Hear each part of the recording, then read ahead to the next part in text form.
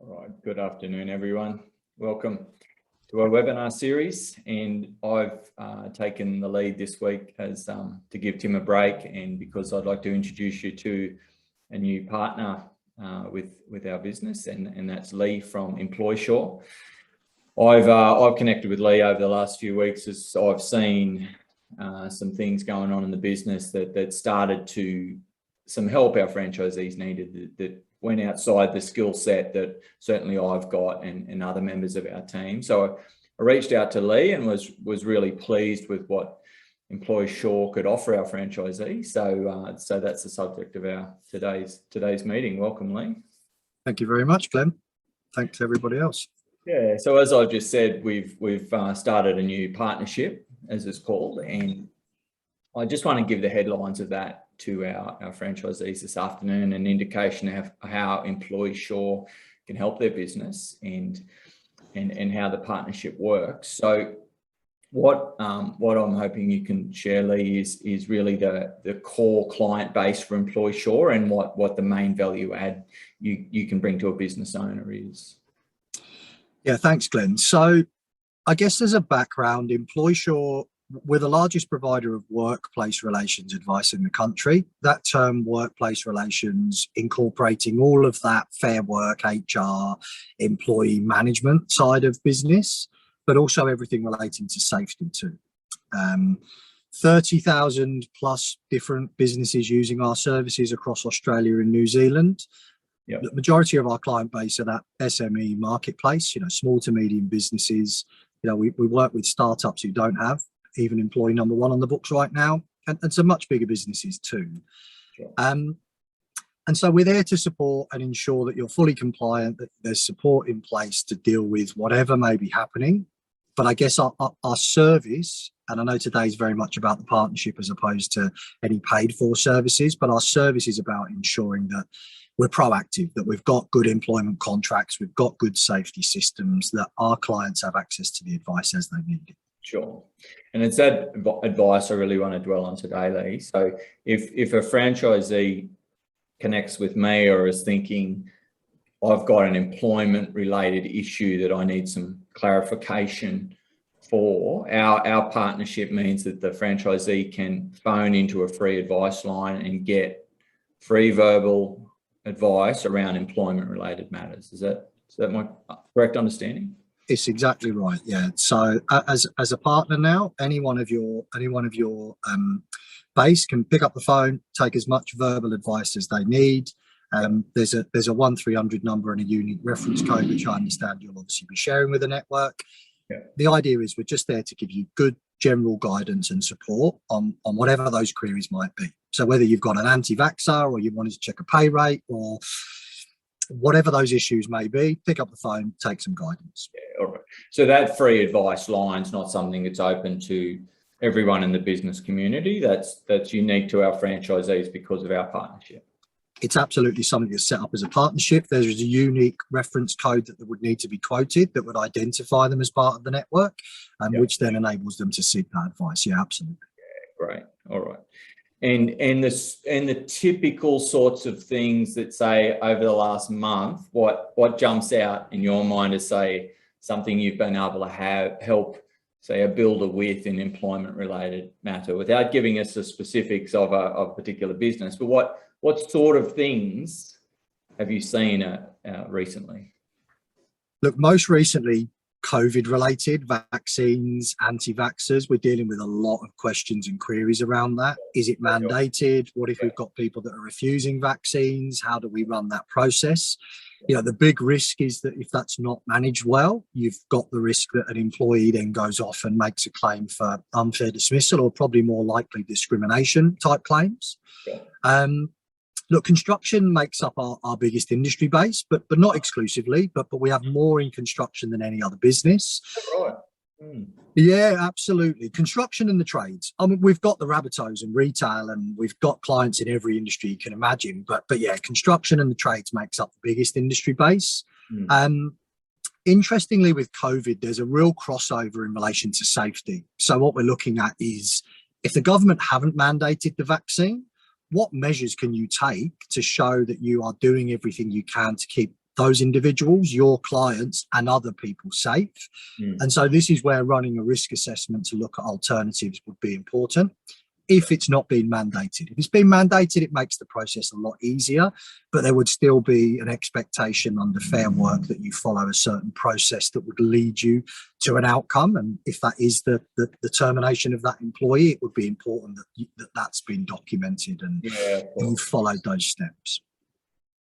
Yeah, good. Well, I think you're certainly likely to add a lot of value to our franchisees over time.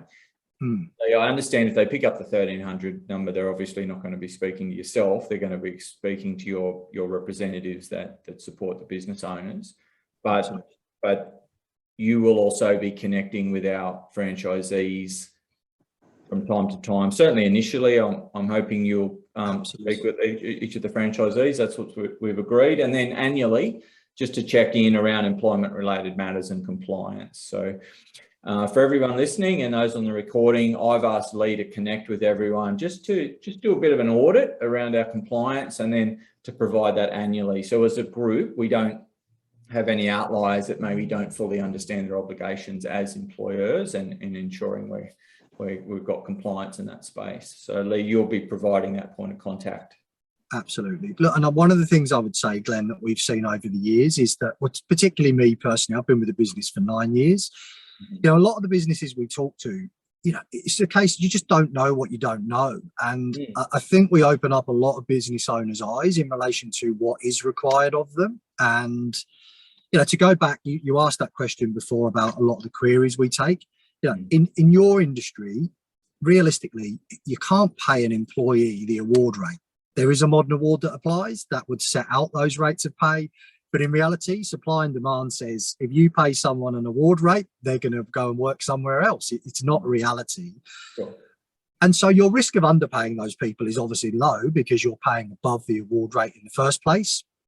But then what we would look at is having potentially offset clauses documented that say, you know, within this higher rate of pay, we're going to include the leave loading or the tool allowance. Or So, I mean, it would vary from business to business, but again, we see a lot of businesses who have been caught out where they go, well, we pay everybody above the award. And it's almost a feeling that, well, maybe we can just forget the award still applies and you just can't. And so that audit process would just look into some of those areas and just ensure that there is compliance under the Fair Work Act. Yeah, really important.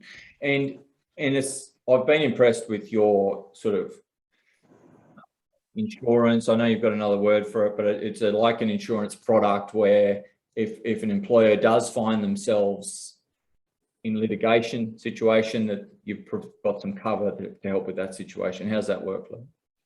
Yeah, that's correct. So for our paying clients who are on board with our membership service, there's a $2 million protection in place. So you're right. If my compliance team hate the word insurance because it's officially a financial product, but it's built into a membership fee. We have our own law firm called Employsure Law, who are then there to represent our clients should they end up facing a Fair Work claim.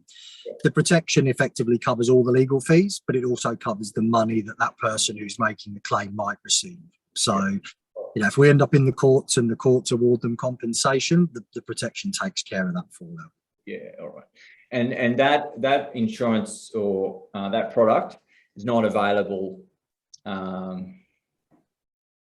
under our partnership, but it is available for any of our franchisees that would like to pick up a paid transaction with Employsure down the track. So that just a point of clarity there. And one of the reasons I think that the product's very compelling offer. Now, Lee and I have struck a rate for our franchisees that's well below the market rate. Should anyone say, you know what, I need ongoing help with employment-related matters, not just on a free advice line, but I need a very comprehensive review. I need documents. I need this product in terms of should I ever have an issue that I'm covered. So Lee and I have negotiated a rate that's well below market rate for our franchisees should anyone decide to pick that up in the future. Lee, I know you've shared the common calls you're receiving COVID-related, interestingly. Is there any other examples that you see in the building industry that builders are typically reaching out for clarification on? Yeah, look, had one just yesterday around inclement weather. You know, it's that time of the year where we're getting lots of storms. And so questions around what do you do if there's inclement weather and you've got permanent staff? How many days do we have to pay them for? When do those days expire? From a policy. What about staff leaving with tools? Is that something you see? Not so much leaving with tools, but one of the things we see a lot of is tools being left on site. It's really common. You know, we finished on a job site or we finished for the day and, you know, where's this gone? Where's that gone? People leaving utes unlocked or crashing company vehicles. And, you know, it's pretty common in the industry. So having policies that just outline your expectations around that as an employer is important. You know, you can look to recoup some of the cost of replacing those tools or damage to vehicles if people are driving your company vehicle in a manner that's reckless, careless, negligent, or in breach of a law.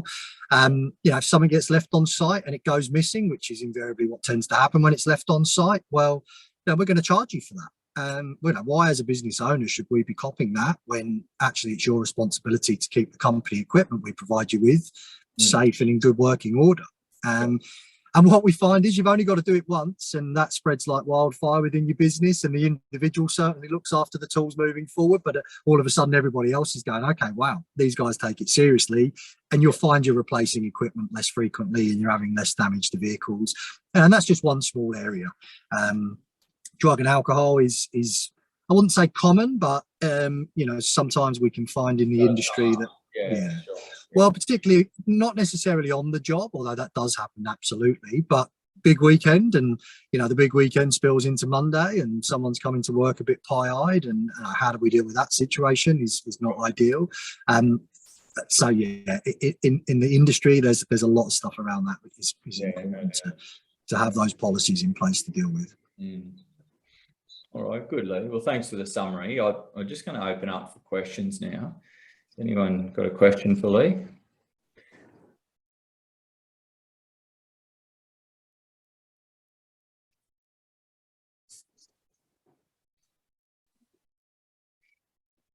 All silence at the moment, mate. It looks like we've given it a fairly good summary. That's maybe, I don't know if that's a good or bad sign, but yeah, and that's all right. So just in summary, we have a new partnership with Employsure.